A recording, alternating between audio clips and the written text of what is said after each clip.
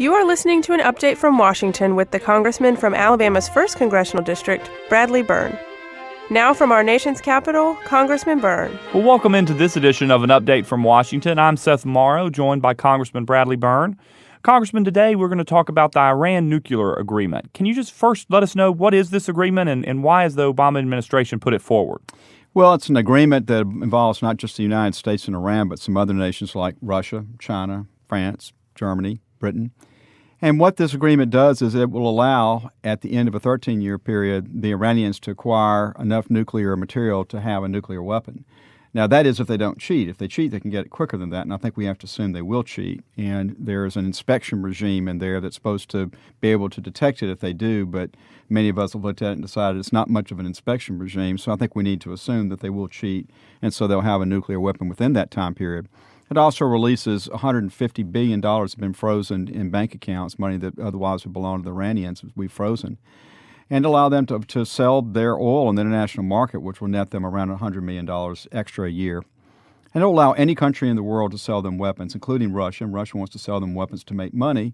And the main weapon that the Iranians want from Russians are intercontinental ballistic missiles, ICBMs, which they don't need to reach Israel, but they do need to reach the United States. So I think it's a pretty bad deal. The president telegraphed from the very beginning that he was extremely anxious to get a deal. And when you telegraph in negotiations that you're extremely anxious to get a deal, the other side knows it, and they're going to use that to get the deal they want and not the deal that you want. And I think that's what happened here. And so the president has said, in response to criticism, that the only alternative to this deal is war. How would you respond to that? Well, I think we're in a state of war right now. You got to remember, the Iranians have financed people who have been shooting at and hurting and killing American soldiers for some time now. So the idea that it's between this and war, we've got war right now. The alternative was just to stay at the negotiating table, keep the economic sanctions in place, and get the right kind of deal, one that would keep Iran from getting nuclear weapons, keep them from being able to use their money to finance terrorism around the world, and keep them from being able to get intercontinental ballistic missiles, which would allow them to aim their weapons at us.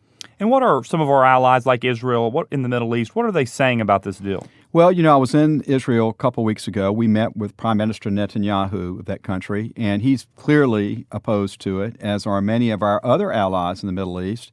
And so what I find interesting is that we've reached a deal with our biggest enemy in the Middle East, while all of our allies in the Middle East are telling us don't reach that deal. That should be a red flag to us no matter what. So this is a big problem for America, not just now, but I predict it will get to be a worse problem over time as Iran gets more power.